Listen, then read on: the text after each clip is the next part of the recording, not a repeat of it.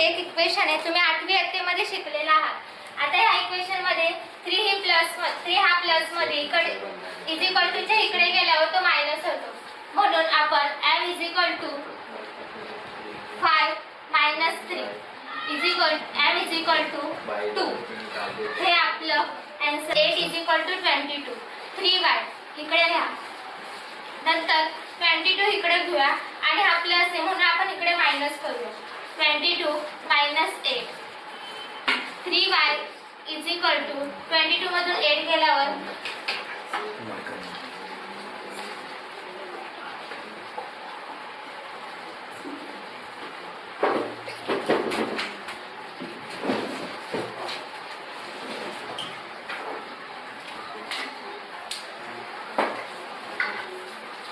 जास्त दाबून नकोस, 18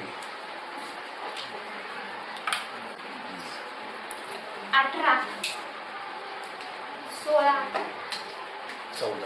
14 नंतर y इज इक्वल टू हा 3 इकडे मल्टिप्लाय असल्यामुळे आपण इकडे डिवाइड करू शकतो।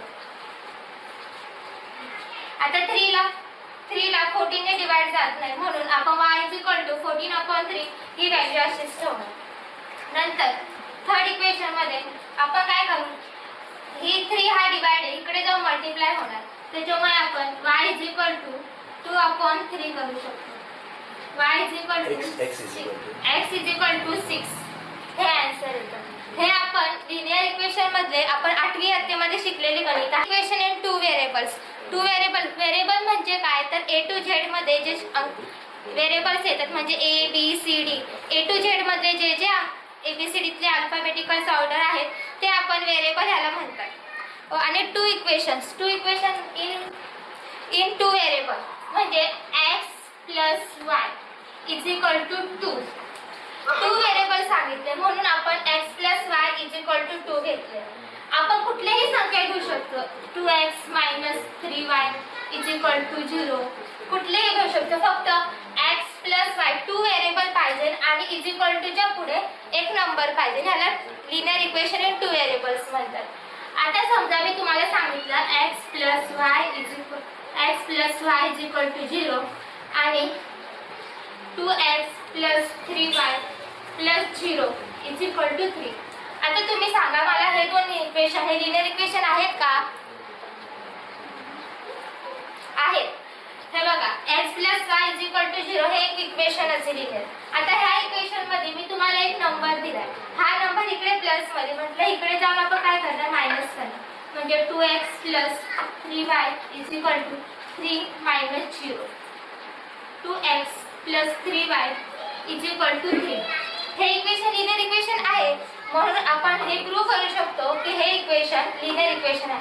जर मी ह्याच्या जागी जर तुम्हाला 2d दिला असतं तर हे इक्वेशन लिनियर इक्वेशन नसतं, कारण इकडे 1 2 आणि 3 व्हेरिएबल्स दिलेत त्याच्यामुळे हे लिनियर इक्वेशन नसतं, पण आपण इथं फक्त 0 घेतलाय त्याच्यामुळे हे लिनियर इक्वेशन आहे। आता मी तुम्हाला आज लिनियर इक्वेशन इन 2 व्हेरिएबलचे फक्त कुठले आहेत आणि कुठले नाही ते शिकवले। ओके, धन्यवाद। एक ॲक्ट व क्रिएटिव्हिटी म्हणून विद्यार्थी दशेत असताना शिक्षकांचा मार्गदर्शन लाभ घेऊया। दुसरा विद्यार्थी शिक्षक प्रणव कणकुटर मॅथ्स 2 विषय घेऊन येत आहे।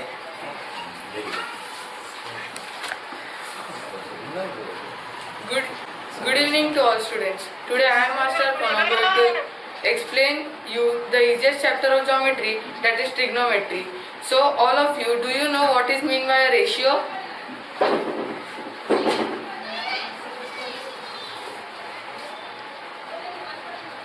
Ratio means it is written in upon or in is to, means 2/3 or 2:3. So now there are trigonometric ratios also, which are sin theta, cos theta, tan theta, cot theta, sec theta and cosec theta. So now these trigonometric ratios also have their values, like sin like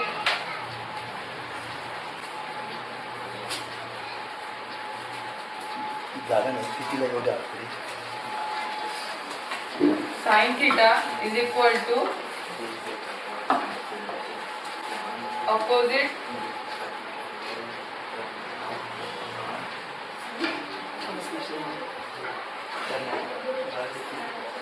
side upon hypotenuse, and cos theta is equal to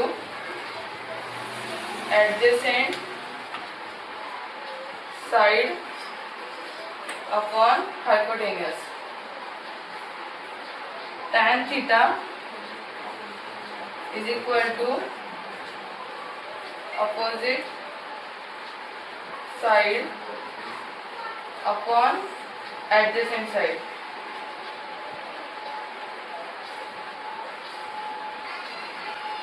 Now, here is a figure as A, B and C. So we would consider that A is a theta. So what is the formula of sin theta? Opposite upon hypotenuse. So as theta, we consider theta is A, so what would be the opposite side of A?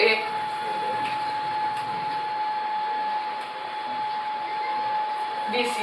Therefore sin theta is equal to BC upon hypotenuse, that is AC, and cos theta is equal to adjacent side, that is AB. So AB upon AC, and tan theta means opposite side upon adjacent side. So that would be BC upon AB.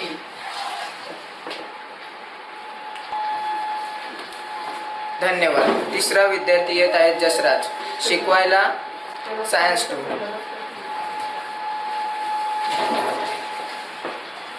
Good evening to all the students present here. I am Master Jasraj and I am going to explain you a research chapter in Science 2, that is Environmental Management. Before starting, can anybody tell me what is meant by environmental management? हाँ Yes, can anybody tell me what is meant by environmental management? Okay, I will tell you.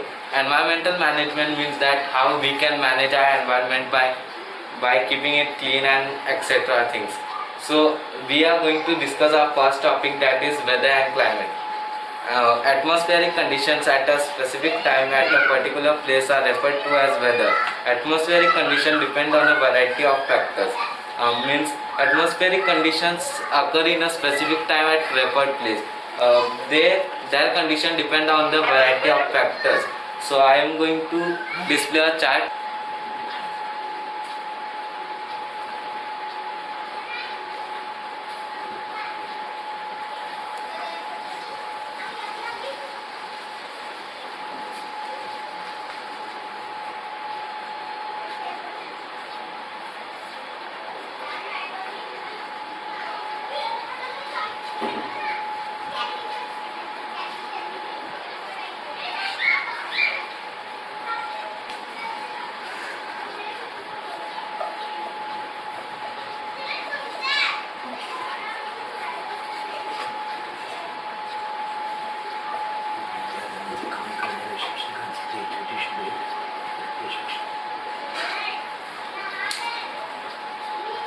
So these are the variety of factors that are included in weather. Weather depends upon the prevailing condition of the air. The climate of a particular region is the average.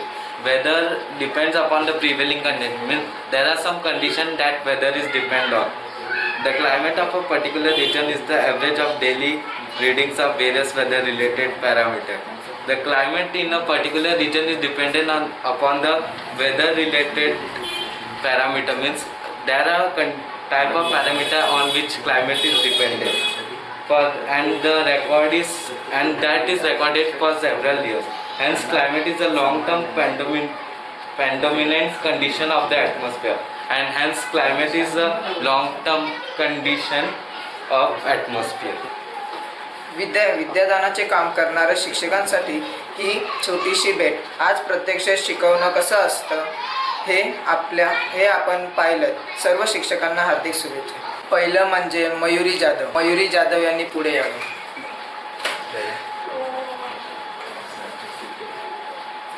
जसं मगाशी माझा माझ्या विद्यार्थ्याने जसं तुम्हाला सांगितलं होतं की थोडाफार प्रयत्न का होईना पण खूप सुंदर प्रयत्न त्याने केला होता as a part of art and creativity. कारण कसं असं माहिती आहे की शिक्षक म्हटलं की बरीच लोक नाकं मुरडतात. पूर्वीचा जो काळ होता तर या पूर्वीच्या काळामध्ये गुरु म्हटलं तर गुरु आदराने मास्तर म्हणायचे, आदराने गुरुजी म्हणायचे आणि आपोआप लोक नतमस्तक व्हायचे. आता काळ बदलला, आता तंत्रज्ञानाचा काळ आला आहे आणि या काळामध्ये आज आपण शिक्षक दिन साजरा करत आहोत. तोही कसा ऑनलाईन आपण साजरा करत आहोत.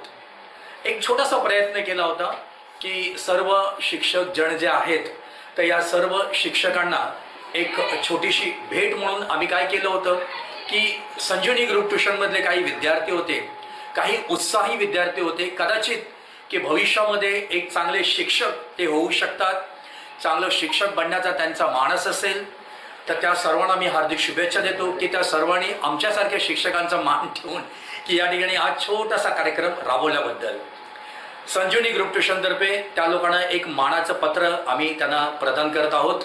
तर सावित्रीच्या लेखी तुम्हाला सर्वांना माहिती आहे की आपल्या इथे की सगळ्यात पहिलं आपण जे शिक्षणाचं जे आपण ध्येय हे केलं होतं ते कोणी केलं होतं? स्त्रियांनी केलं होतं. असं समजूया की सावित्रीच्या लेखी मयुरी जाधव हिने अतिशय चांगल्या पद्धतीने विद्यार्थ्यांना शिकवण्याचा एक छानसा तिने प्रयत्न केला होता. मयुरी जाधव ही इयत्ता 10वीला आहे. मयुरी जाधव ही 90% मार्क काढून की आपल्या शिक्षकांना ती एक प्रकारे ती मानवंदना ती देणार आहे. अच्छा, अशा या ध्येयवादी मयुरी जाधव हिला मी एक मानाचं पत्र पार्टिसिपेंट म्हणून एक सर्टिफिकेट्स तिला संजीवनी ग्रुप ट्युशनतर्फे आम्ही प्रदान करत आहोत.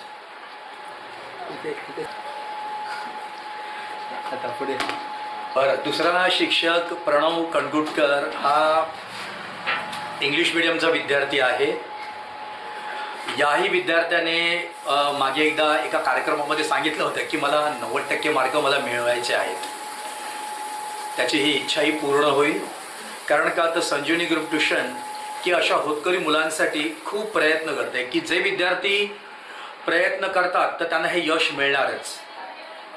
इथे एक छोटासा प्रयत्न केला होता त्याने शिकवण्याचा की शिकवणं हे काय असतं की त्या विद्यार्थ्याने प्रत्यक्षात जाणून घेतलं असेल की हातामध्ये चॉक घेतल्यानंतर की इथे फळ्यासमोर उभं राहिल्यानंतर की प्रत्येक विद्यार्थ्याची दशा बघून की शिकवणं काय असतं ते ह्या विद्यार्थ्यांनी प्रत्यक्ष जाणवलं असेल. एक छोटासा प्रयत्न की प्रणव कणगुटकर याने केला होता. अच्छा, याही विद्यार्थ्याला आपण एक मानाचं पत्र देऊन अर्थात सर्टिफिकेट्स देऊन आपण त्याचा सन्मान करूया.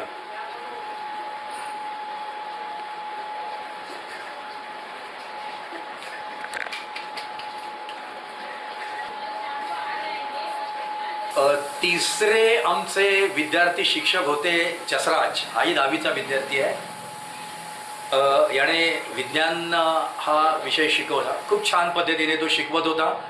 कदाचित आपलं शिक्षण पूर्ण केल्यानंतर जर त्याच्या इच्छेप्रमाणे तो जर शिक्षक झाला किंवा शिक्षक जर बनला तर मला असं वाटतं की तो खूप चांगल्या पद्धतीने ही कला पण आत्मसात करेल आणि त्याप्रमाणे की एक शिक्षक म्हणून तो त्याला न्याय पण देऊ शकेल तो. अच्छा, या विद्यार्थ्याला पण आपण एक सर्टिफिकेट देऊन आपण त्याचा सन्मान करूया.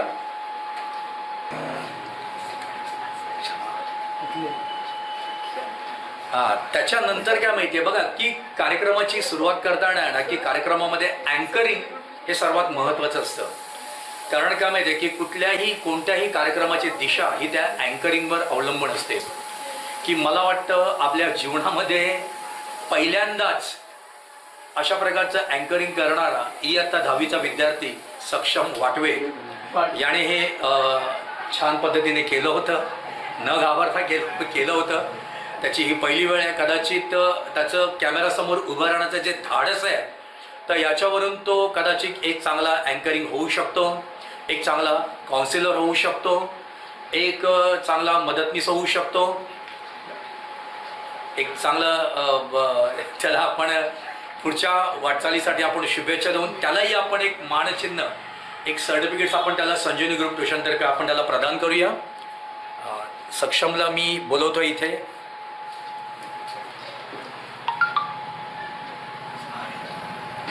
हां बरं, इयत्ता 9वीचे विद्यार्थी की ज्या लोकांनी हा लेक्चर अटेंड केला, कसं आहे माहिती आहे की शिक्षक हा जो जॉब आहे किंवा शिक्षक हे काम आहे, तर हे प्रत्यक्षात काम किंवा जॉब नसून एक ज्ञानदानाचं हे काम आहे. कारण काय माहिती आहे की प्रत्येक विद्यार्थ्याचं आकलन बघून आम्हाला त्या पद्धतीने आम्हाला प्रयत्न करावे लागतात. आज शिक्षक दिन आहे, तर त्या निमित्ताने इयत्ता 9वीचे विद्यार्थी जमले होते आणि बऱ्याच विद्यार्थी मला वाटतं ते शांतपणे ऐकत होते. ओके, त्या सर्व विद्यार्थ्यांना की शिक्षक दिनाच्या हार्दिक शुभेच्छा देतो. ओके, आणि तमाम जे माझे मित्र आहेत, जे शिक्षक आहेत, त्या सर्व माझ्या शिक्षक मित्रांना मी शिक्षक दिनाच्या हार्दिक शुभेच्छा देतो. धन्यवाद.